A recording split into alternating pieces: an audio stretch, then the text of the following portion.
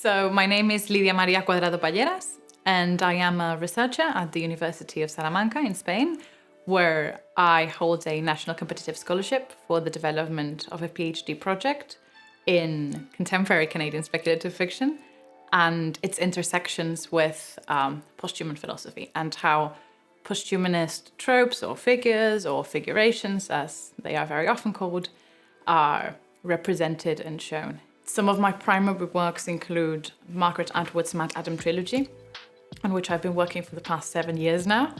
And I try to broaden my scope a bit, so not just work on Margaret Atwood, which is, of course, a very logical first choice for contemporary Canadian speculative fiction, but also work on other writers who might have different perspectives, or what Canada means, or what posthumanism means, because they have also different personal backgrounds, different backgrounds as writers, and so on.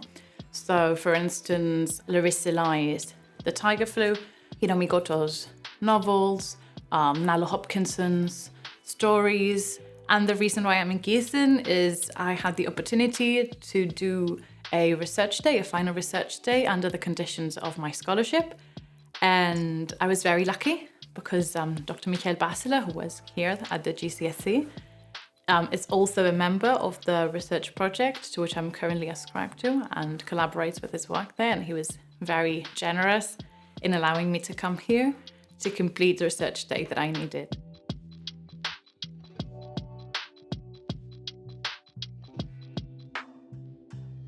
Because I work on Margaret Atwood, it makes sense to me personally to use Margaret Atwood's definition of speculative fiction, which is the only counter-speculative fiction such works as perhaps descend from Jules Verne's books, where you have travel and exploration and extrapolation of current technology.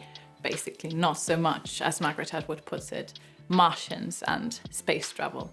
But I do think it makes sense for what she's doing and for the particular reading that I do of speculative fiction from the point of view of posthumanist philosophy or posthumanist critical theory, right? Because then it really is about looking at these intersections between current anxieties, climate change, for instance, biotechnology, how the new scientific revolutions that we're seeing are being represented in the literature, right? And how that also has theoretical implications and epistemological, even ontological, all of these big words that we like to throw around in our research, right? And so there is a lot of debate around, I think, socially too, of how should we use these technologies and how we can expect them to be used, which are sometimes different things. But personally, what I am most interested in is I work on literatures of the pandemic, which has been highly relevant with COVID, of course. And there is a great deal of preoccupation with climate change. Are we going to see more cases, more zoonoses appearing? What consequences does that have for our relationship with animals, for our relationship with other humans, for our relationship with the climate generally?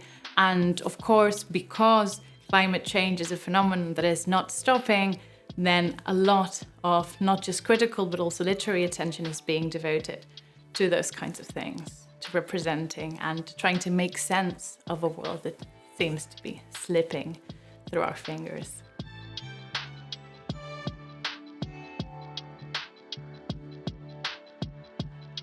I would be really happy to come back to Gießen if given the opportunity.